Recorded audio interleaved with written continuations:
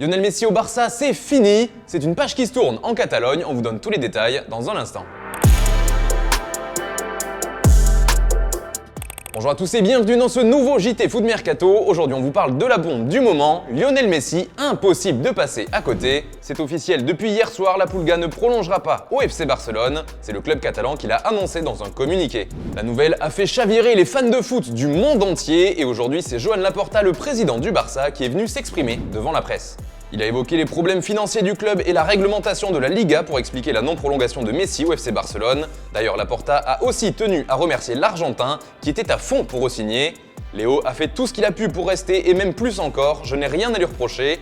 Le clan Messi a fait tout ce qu'il a pu, il a démontré qu'il voulait rester, il a fait des efforts pour cela, mais il y avait d'autres offres et il ne pouvait sans doute pas descendre plus bas. Léo voulait rester, nous voulions qu'il reste.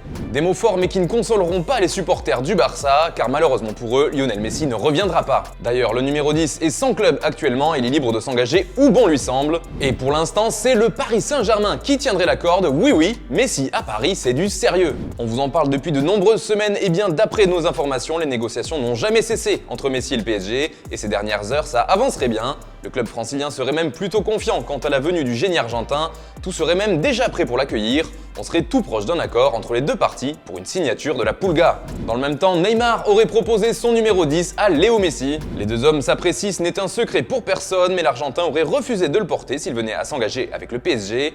Autre info importante, Messi se serait déjà entretenu avec Mauricio Pochettino.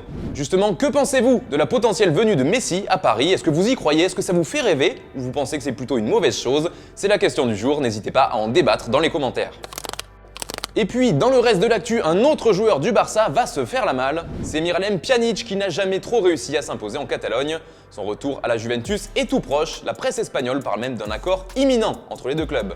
Par contre, du côté de l'Olympique de Marseille, c'est un gros coup de froid sur le dossier Thiago Almada. Alors qu'on l'annonçait dans le viseur des Phocéens, il devrait rester dans son club de Vélez Sarsfield, sauf retournement de situation. Dernièrement, c'est en MLS à l'Atlanta United qu'on parlait beaucoup de lui, mais à cause d'un problème de visa, le projet a capoté.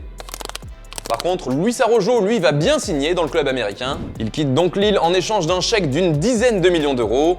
Marcin Bulka, le gardien du PSG, est lui prêté avec option d'achat du côté de l'OGC Nice. Il évoluera au gym pour la saison prochaine. Pour finir, c'est l'autre grosse bombe qui est tombée ce jeudi soir. Manchester City a signé Jack Grealish. Il quitte Aston Villa contre un chèque de 117 millions d'euros, ce qui fait de lui le joueur le plus cher de l'histoire de la Première Ligue. Il portera le numéro 10 chez les Sky Blues.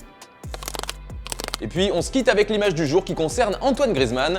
Vous le savez, son aventure au Barça n'a jamais été un long fleuve tranquille. Eh bien, ça continue. D'après la presse catalane, il a été pris à partie par plusieurs supporters blaugrana lors de son arrivée au centre d'entraînement. Ces derniers le tenant pour responsable du départ de Messi.